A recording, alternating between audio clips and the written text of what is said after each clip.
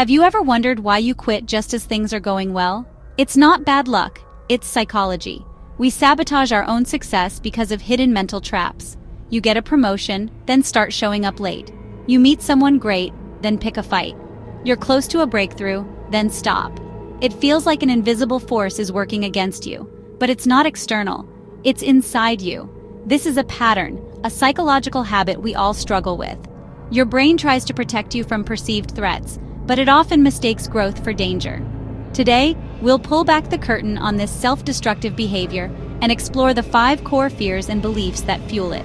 This isn't about blame, it's about understanding.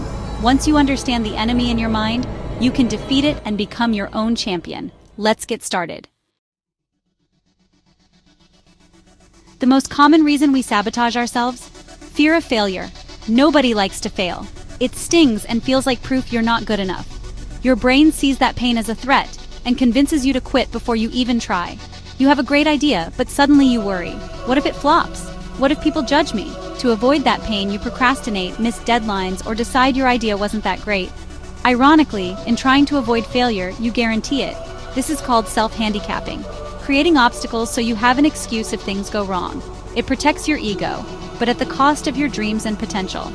Your brain's job is to keep you safe, not successful. It pulls you back to the familiar, even if that means never trying. We treat fear of failure as a stop sign, but it's really just a signal that you're growing. The goal isn't to eliminate fear, but to act in spite of it. Growth comes from facing challenges, stumbling, and getting back up. Every time you push through fear, you teach your brain you're more capable than it thinks. Next time you want to quit, ask, am I protecting myself from real danger or just my ego? Recognizing this pattern is the first step. You don't have to be fearless, just courageous. Courage is acting even when you're scared. Your future is more important than your ego's comfort. The only true failure is not trying. By avoiding failure, you destroy your own potential. Don't let that happen. Notice the urge to pull back and choose to move forward anyway. Remember, fear is a sign you're doing something that matters. Let it guide you, not stop you. You're capable of more than you think. The next step is always the hardest and the most important. Don't let fear write your story. You have the power to change the ending. Take the risk. Growth is waiting on the other side. Let's keep going. The fear of success sounds strange, but it's real and powerful.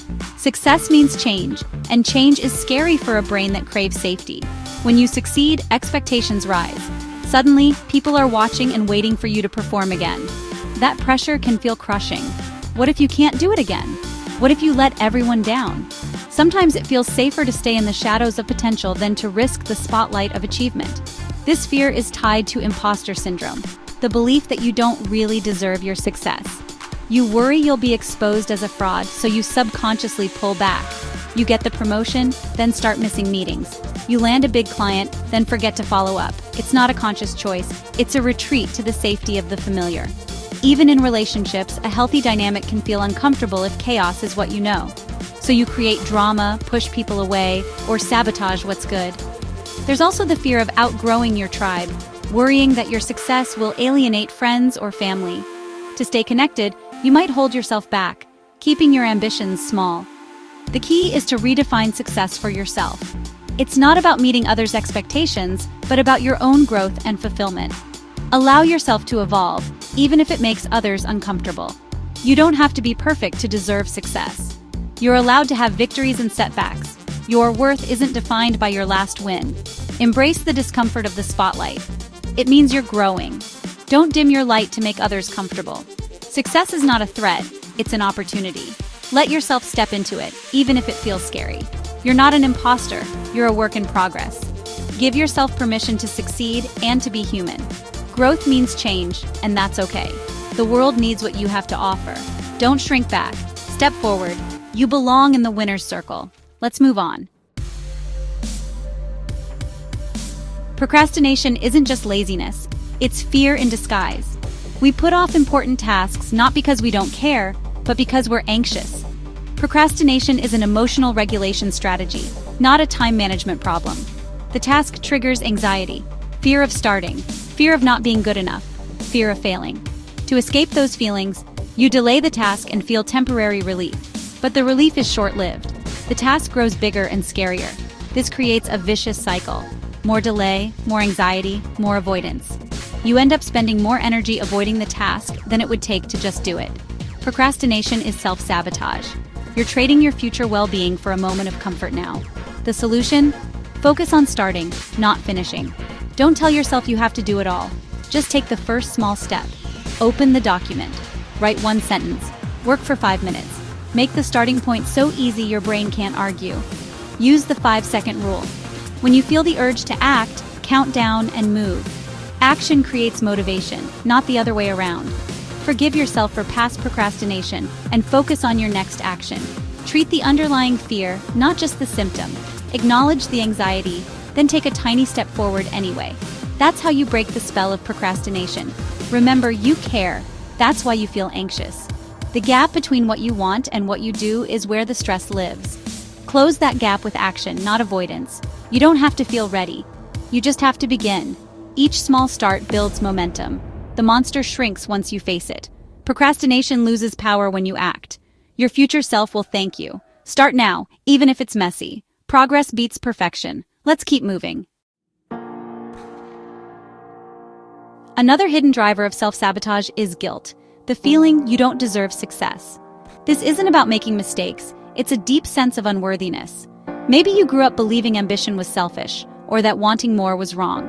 Or perhaps you feel guilty for outpacing friends or family, as if your success betrays your roots. This guilt acts like a thermostat, keeping your life at a safe level of struggle. You get a bonus, then spend it all. You find happiness, then downplay it or sabotage it. Guilt whispers that your success takes from others, framing life as a zero-sum game. To resolve the conflict, you tear down your own progress. Overcoming this means separating your worth from your achievements. Your success doesn't diminish anyone else, it can inspire them. Your light doesn't put out theirs, it helps them find their own. Give yourself permission to succeed without apology. Challenge the voice of guilt. You are worthy of happiness and success. Celebrate your wins, set boundaries, and remember you're not responsible for others' happiness. Your only job is to live your life to its fullest. Success is not a crime, it's your birthright. Let go of guilt and step into your potential. You deserve it. At the root of all self-sabotage is low self-worth. If you don't believe you deserve love, happiness, or success, you'll never allow yourself to keep them. Your life will always bend to match your internal beliefs. This isn't conscious, it's a powerful, automatic process. You win, then lose it all. You find love, then push it away. You succeed, then sabotage it. Your mind wants reality to match your belief. I'm unworthy. Low self-worth is a self-fulfilling prophecy. You act in ways that prove your negative beliefs true. But this isn't the truth. It's a story you've told yourself for years. It's a shield you built to cope, but now it's a prison. The work is to heal that core wound and rewrite your story. Start with awareness. Catch yourself reinforcing old beliefs. Ask, which belief is driving this action? Build a new story through small acts of self-respect. Keep promises. Set boundaries. Speak kindly to yourself. Gather evidence of your worthiness. Compliments, achievements, moments of strength. Let the new evidence outweigh the old story. You don't have to wait to feel worthy. Act your way into a new belief. Each small step lays a new foundation. You are not broken, you are growing. Rewrite your blueprint, one action at a time. You deserve a life that matches your true worth. Let's finish strong. The good news, you can break these patterns. Self-sabotage is a habit, not destiny, and habits can change. Start by asking, am I pulling away out of fear? Awareness is the first step. These fears aren't flaws, they're patterns you can interrupt. It's daily work. Catch yourself, challenge old stories, and take small steps toward your goals. Treat yourself with compassion, like you would a friend. The power to change is inside you, in your next choice, thought, or action. If this resonated, don't stop here. My next video reveals the hidden psychology of overthinking and how to find mental peace. Click here to keep watching.